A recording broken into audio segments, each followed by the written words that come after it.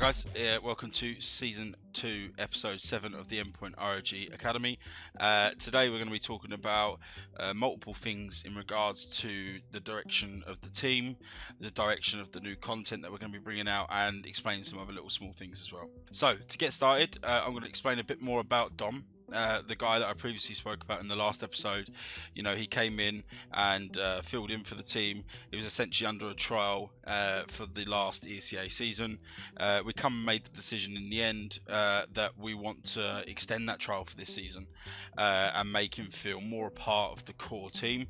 So Dom for this season has actually been welcomed into the team. He's still under review and still under trial until we're 100% satisfied that he is the perfect fit for the edition, the 5th edition of the team.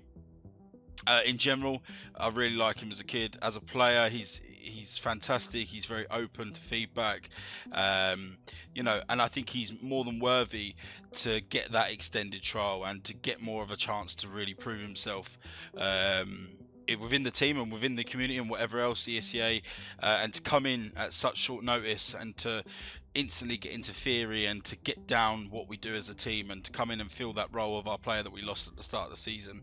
He's done a fantastic job, and I think now he's got the time and he's more comfortable in the team. He's getting along with everyone. I think now he's going to strive this season and really prove himself as a player. So I'm going to explain a bit about the new direction of the Academy project. Now, at the end of the season, I came under review with the team and I wanted to see what the best decision was going forward for this Academy team. Do we want to look at younger players? Do we want to make changes? Do we really want to start fresh? You know, I had all of these variations and ideas in my head, and it was a tough decision for me. And, you know, I went to management and you know, I spoke to the guys one-to-one to see what their schedule's going to be like and how committed they are to continuing. Is there anything going on in life at the moment that may hold you back a little bit for really putting in that external bit of effort to reach the targets that we want to reach to? And you know, in the end, I came to the bottom line decision of my plan for the Academy team going forward is I want to keep this core roster for at least this one more season, and with the addition of bringing in a 6th man, potentially a 7th man roster, and rotating players in and out dependent and upon performance and schedule, and basically get this 6th man player for a start to come into our practices just as a normal player, to get used to the team, figure out what he does when he comes in and actually plays, and like I said, recycling those players upon performance, recycling those players upon schedule, and really it allows us to give more players a chance to play under the Academy banner, to really prove themselves within the UK and within, you know, Endpoint as a whole. And eventually it might end up being that their time of being that 6th man or 7th man coming into the core roster and really proving themselves, they then become a part of the core, and then we reevaluate at the end of the season, or we reevaluate, you know, halfway through the season and say, right, maybe this is better off for the team, and eventually we will find ourselves always having that core roster that's performing and it is there 100% effort wise, and it just allows us in general to really start showcasing what younger UK players might have to show, and that's something we really want to strive and push and get more players out there and show what they can do within the UK. And I think we've done that with this roster. You know, we took this team who are way outside of the ESL Premiership, in fairness weren't really known as a player, you know, and they've come on board.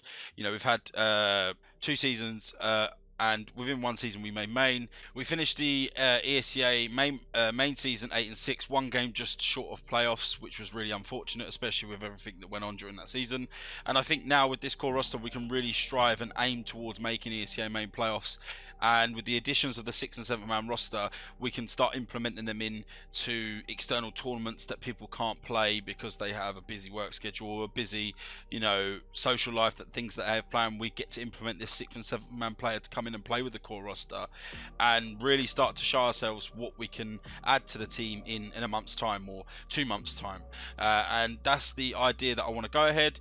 Management are happy, the team's happy to do it, and I think altogether at the end of the day it comes as a collected that if we just push each other, whether it's a 5-man, 6-man, 7-man roster, if we just focus and play our game and keep, you know, the efforts there, then we will start to show results. So yeah, if you think that you're up to the levels of wanting to prove yourself, wanting to play within the academy team, then shoot me a DM, shoot me a message on Steam, because we will be opening up now to looking at these players and potentially, you know, jotting down a list of players that we want to trial on this 6 or 7-man roster. And yeah, at the end of the day, you're going to get a chance to prove yourselves and potentially become into the core of the Endpoint Academy team. Not only that, we're also making a change in terms of how the content's going to be based off and how it's going to work. So I said when I first started this project that I didn't just want to be every episode me just talking to the camera and giving you an update about the team and everything else. But for me personally, it's only had to be that because of the way that we can't, you know, back when it first started, COVID was massive and it was very hard with limitations to do external content outside of you know, our rooms and stuff like that.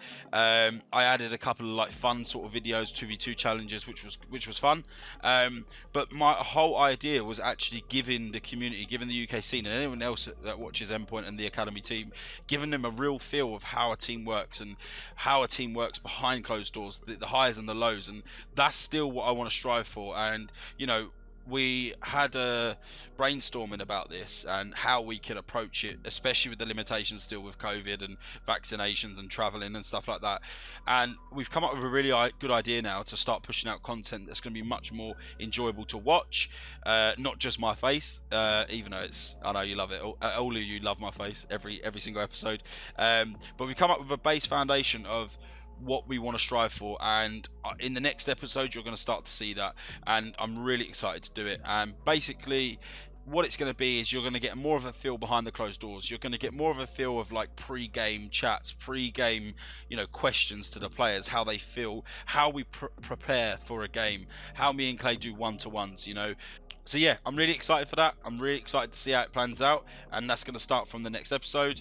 I'm really excited to see how the edits work out as well. Tobin always does a fantastic job with the edits, and I think now with this extra bit of content, it opens up so much more that he can do in terms of editing and you know, how much he can push the viewer to watch and enjoy the content. To summarize, we're coming up now to our next ESEA season. We've got a couple of weeks, maybe 3 weeks, to start pushing these changes in. The team is back working hard again after their little break. In general, we've got a few external tournaments coming up, such as the Phoenix League, such as a 5k league that we've potentially signed up for. We're also playing in the DreamHack qualifier as well.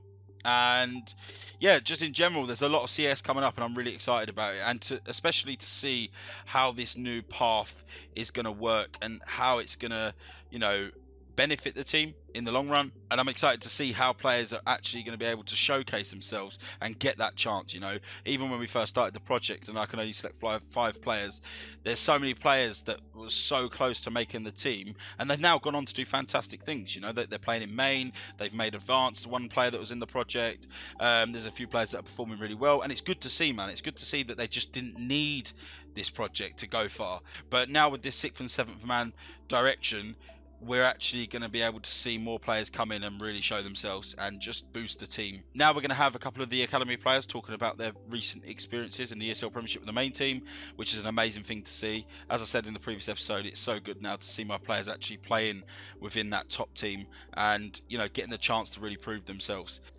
So these past few weeks, the academy's all had a chance to play within the main team for ESL Premiership, which I actually really enjoyed playing. At first I was quite nervous before the game because it was the first time playing with the main team, and you know, was I going to perform and etc. But Max and Ann got me up to speed with, told me everything I needed to know, like the position I was playing and just little things that I'll need.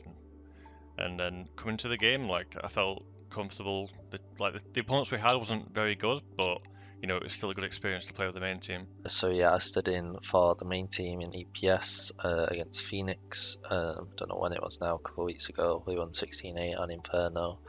I feel like I did well and put up a good performance, and I feel like I didn't look out of place whatsoever, so that's good. I just wanted to help contribute to the win more than anything, and I feel like I did that, so I'm happy with that. It was obviously a fun experience, and I look forward to any other opportunities to stand in for them or play with the main team. But yeah, as always, guys and girls, whoever watches, all of you lovely people that tune in to these episodes, I appreciate you watching and supporting the team. I'm very excited for this new direction of the project. I'm very excited for the new direction of the content plan, and I hope you're excited as well. And I'm looking forward to the next episode.